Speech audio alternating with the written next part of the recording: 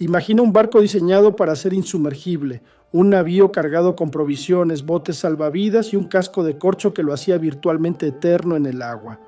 Ahora, imagina que ese barco es encontrado flotando a la deriva en el Pacífico Sur, la radio en la frecuencia de auxilio con un ruido de estática al estilo de una película de terror para los primeros que llegaron a ver el hallazgo y quedaron más que impresionados, atónitos, por aquella escena en un lugar recóndito del mar. Sin embargo, aunque el barco flotaba y bien pudieron quedarse los pasajeros en el navío a esperar ayuda, no se encontró ni una sola alma a bordo.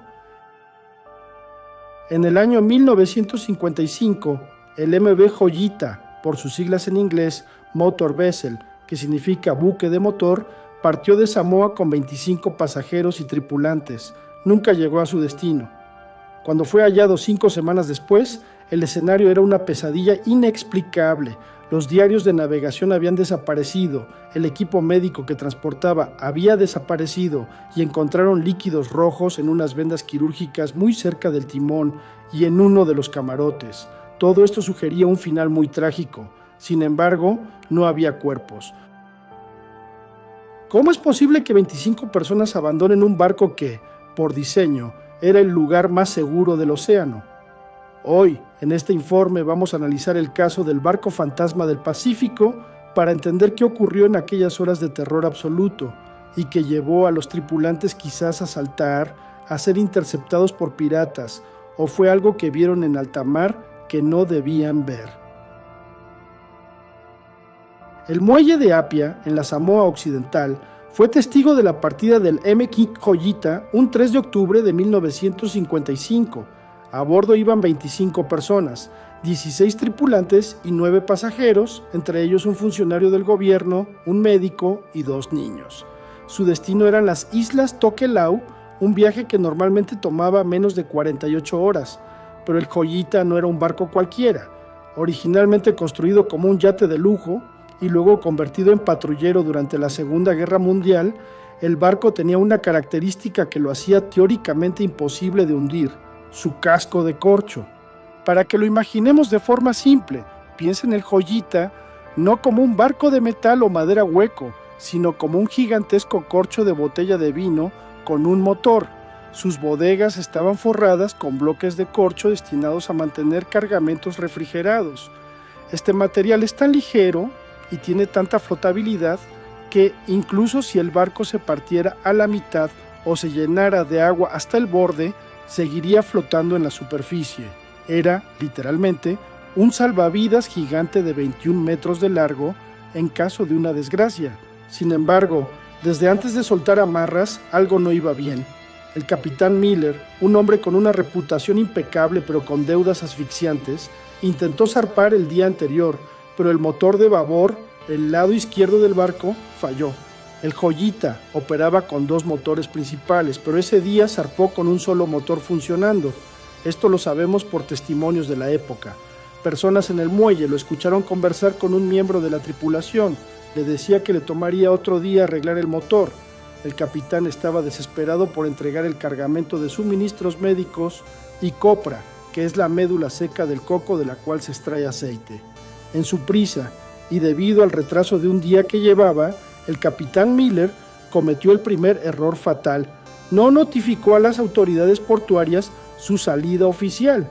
No corrigió con las autoridades del muelle que apenas saldría ese día en lugar del día anterior. A medida que el Joyita se alejaba de la costa, fue visto por otros navíos que llegaban y otros que salían hacia otras rutas. Incluso hubo contacto por radio de rutina.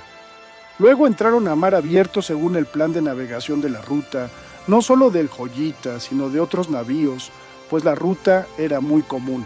Así los pasajeros, tripulación y la carga navegaban camino a su destino. El viaje debía durar no más de 2 días, pero pasaron 3, luego 5 y luego una semana. En las Islas Tokelau nadie se alarmó al principio, pensando que el capitán Miller simplemente había tenido retrasos por el clima o el motor averiado, pues si el otro motor se averiaba tenían los recursos y conocimientos necesarios para arreglar el motor o motores, aunque esa situación significara no llegar a su destino a tiempo, desde un día hasta 5, de acuerdo a las condiciones climáticas. Además, la radio tenía un canal de emergencias y cerca pasaban muchos barcos debido a que era una zona comercial, pero no hubo llamadas de auxilio, solo el retraso en la llegada. No existía una razón para que alguien pensara que el Joyita estaba en peligro. En el puerto destino de las islas Tokelau pasaron los días y el olvido de sus oficiales de puerto de que el Joyita venía en camino, debido a que el capitán Miller no registró la salida oficial en el muelle desde donde zarparon. Al inicio se sabía que venía, porque mucha gente conocía al capitán y a su barco, pero al no haber registros de salida ni de ruta y la fecha esperada de llegada al destino, pues ya no hubo preguntas, solo en los primeros días lo tenían presente. Después de eso, debido a la inmensa actividad comercial del puerto de las islas Tokelau, el Joyita con su tripulación y pasaje de 25 personas y su cargamento ya no se supo nada. Fue hasta el 10 de noviembre, 5 semanas después, que el barco mercante Tuvalu avistó algo extraño a unos 1000 kilómetros fuera de la ruta comercial entre el muelle de Apia, en la Samoa Occidental, y el puerto de las islas Tokelau. Era el Joyita. El barco estaba inclinado hacia la derecha, lo que técnicamente le llaman escora, y buena parte de su cubierta estaba bajo el agua. Cuando los rescatistas abordaron el navío, esperaban encontrar una tragedia, pero lo que hallaron fue un enigma. El barco estaba inundado, sí, pero seguía flotando gracias a su aislamiento de corcho. El radio estaba encendido y sintonizado en la frecuencia internacional de socorro, pero nadie había respondido.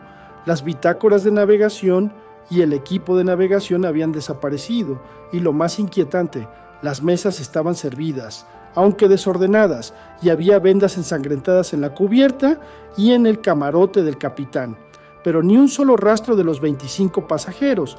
Era como si el tiempo se hubiera congelado y, de un segundo a otro, todos hubieran decidido saltar al abismo. Pero, ¿por qué abandonar un barco que, por definición, no podía hundirse? Lo más seguro era permanecer en el barco y esperar por ayuda, a menos que quisieran huir del barco. Cuando los investigadores de la Real Armada de Nueva Zelanda subieron a bordo, lo primero que buscaron fue una respuesta técnica a la inundación. Si el barco no podía hundirse por su casco de corcho, ¿qué lo había llenado de agua? La respuesta estaba escondida en el cuarto de máquinas. Descubrieron que una tubería del sistema de enfriamiento del motor se había corroído y fracturado. Para entender la gravedad de esto, imagina el sistema de enfriamiento de un barco como las venas de un cuerpo. Para que el motor no se sobrecaliente, el barco succiona agua fría directamente del mar, la hace circular por el motor y luego la expulsa.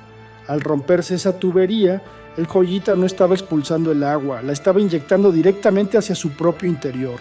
Era como si el barco estuviera bebiendo el océano de forma imparable. Aquí es donde el misterio se vuelve técnico y psicológico. Debido a la configuración de las planchas del piso, la tripulación no pudo ver el agua acumulándose hasta que fue demasiado tarde. Cuando el nivel del agua alcanzó los generadores, las luces se apagaron y el Joyita quedó en una oscuridad total en medio del Pacífico. Pero el agua no fue lo único extraño. Los investigadores encontraron un maletín médico en la cubierta con instrumentos quirúrgicos fuera de su estuche y vendas manchadas de sangre. ¿Hubo un motín o alguien resultó herido durante el caos de la inundación? Aquí entra la teoría que más pesadilla causó en la época, la intervención japonesa. Debemos recordar el contexto del año 1955. La Segunda Guerra Mundial seguía fresca en la memoria colectiva. En el Pacífico existía el rumor constante de que remanentes de la Armada Imperial Japonesa seguían operando en bases secretas, ignorando que la guerra había terminado. Algunos teóricos de la época sugirieron que el Joyita se cruzó accidentalmente con una flota pesquera o una operación militar encubierta de Japón, y que los pasajeros fueron eliminados para mantener el secreto. Esta teoría ganaba fuerza por un detalle escalofriante.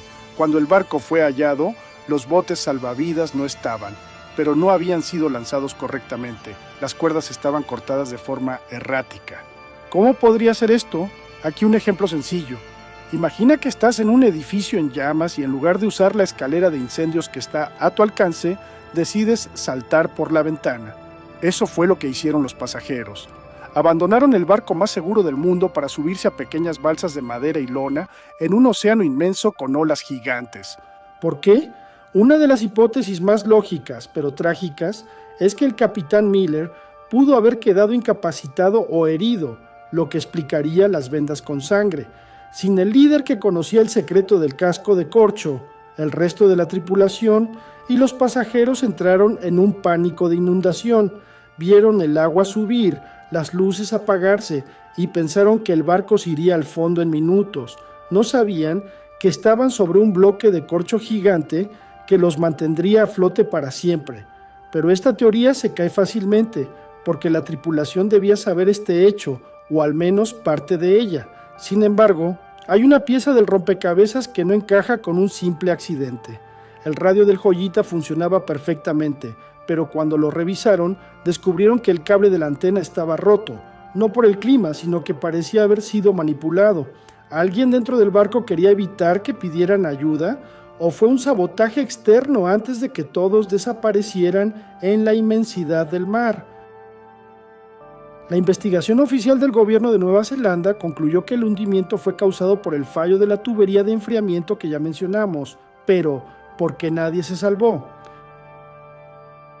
Estudios psicológicos modernos sobre comportamiento en desastres sugieren un fenómeno llamado pánico de cascada. Cuando el agua inundó el cuarto de máquinas, el capitán Miller se encontró en una trampa de su propia creación. Las investigaciones posteriores revelaron que Miller estaba bajo una presión financiera brutal. El Joyita era su única posesión y estaba a punto de ser embargado. Esto nos lleva a la psicología del ego del capitán. Miller posiblemente se negó a pedir ayuda por radio en las primeras horas para evitar el costo de un rescate profesional que lo habría dejado en la ruina. Cuando finalmente decidió que la situación era crítica, el agua ya había alcanzado las baterías y el radio estaba muerto. Aquí entra una nueva explicación técnica, el efecto de superficie libre. Para que lo entendamos necesitamos visualizar lo siguiente. Imagina que intentas caminar cargando una charola llena de agua. Si te inclinas un poco, el agua se corre hacia un lado, haciendo que la charola pese mucho más de ese lado y sea casi imposible de enderezar. Al inundarse el Joyita, el agua que se movía libremente en las bodegas rompió el centro de gravedad del barco, provocando esa inclinación o escora que vieron los rescatistas. En medio de la oscuridad, con el barco inclinado y el motor apagado, la tripulación pudo haber creído que el navío daría una vuelta de campana, se volcaría por completo en cualquier momento. Investigadores contemporáneos, como el autor David Wright, han planteado un escenario basado en la forense médica. ¿Recuerdas las vendas con sangre y los instrumentos quirúrgicos? Una teoría sólida sugiere que el capitán Miller pudo haber sido herido, quizás en una pelea con la tripulación que quería abandonar el barco mientras él se negaba a dejar su preciado navío. Si Miller quedó incapacitado o murió, el mando pasó a alguien que no entendía la ingeniería del barco. Sin el conocimiento del aislamiento de corcho, los pasajeros y la tripulación se sintieron en una tumba de metal. En un acto de desesperación colectiva, bajaron las 3 balsas salvavidas y las amarraron unas a otras, formando una cadena humana en el mar. Pero aquí es donde la ciencia oceanográfica nos da la respuesta más cruel. El área donde desapareció el Joyita es conocida por sus corrientes de deriva. Los estudios de las corrientes de 1955 indican que las balsas habrían sido arrastradas lejos del barco en cuestión de minutos, debido al viento, mientras que el Joyita, al estar medio hundido, actuaba como un ancla de mar, moviéndose mucho más lento. Así, de esta manera, los pasajeros abandonaron la única plataforma que los mantenía a flote para subir a balsas que no tenían propulsión. Una vez que la cadena de balsas se rompió o se alejó lo suficiente para perder de vista al Joyita, en la oscuridad, su destino quedó sellado por la deshidratación y la exposición al sol del Pacífico.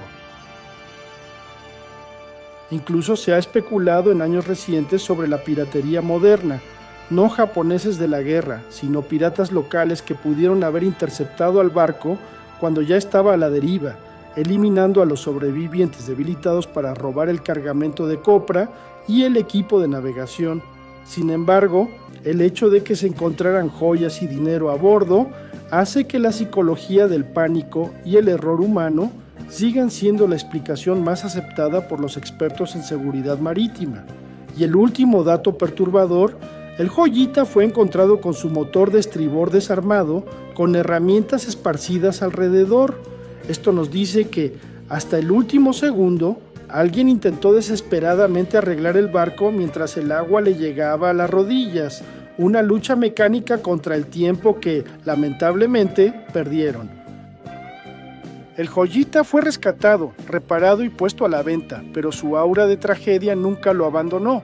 Pasó de mano en mano encallando repetidas veces, como si el propio barco se negara a seguir navegando sin el capitán Miller.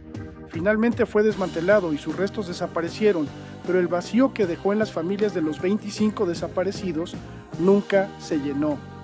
La historia del Joyita nos enseña una lección inquietante sobre la tecnología y la naturaleza humana. Los ingenieros diseñaron un barco que no podía irse al fondo, una fortaleza flotante gracias a su casco de corcho. Sin embargo, no pudieron diseñar una solución para el miedo.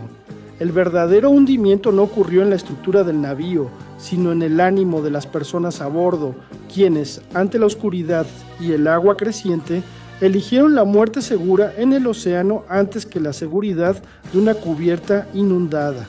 A veces, el conocimiento técnico es nuestra única ancla a la realidad. Si tan solo uno de los pasajeros hubiera recordado que el corcho no puede hundirse, quizás el Joyita no sería hoy un sinónimo de misterio, sino de supervivencia. Hoy, el destino de Joseph Miller, del Dr. Parsons y de los otros 23 pasajeros permanece oculto en algún lugar del Pacífico. Sus cuerpos nunca fueron recuperados y sus secretos se hundieron en una tumba de sal y olvido. ¿Qué habrías hecho tú en esa situación? ¿Habrías confiado en la ingeniería del barco o habrías saltado a las balsas buscando una salida que nunca llegó? La próxima vez que veas el horizonte del mar, recuerda que hay barcos que navegan para siempre, no en el agua, sino en nuestra memoria. Gracias por acompañarnos en este informe de analepsia. Si este caso te ha fascinado, no olvides suscribirte y activar las notificaciones. El pasado aún tiene muchas voces que quieren ser escuchadas. Hasta un próximo video.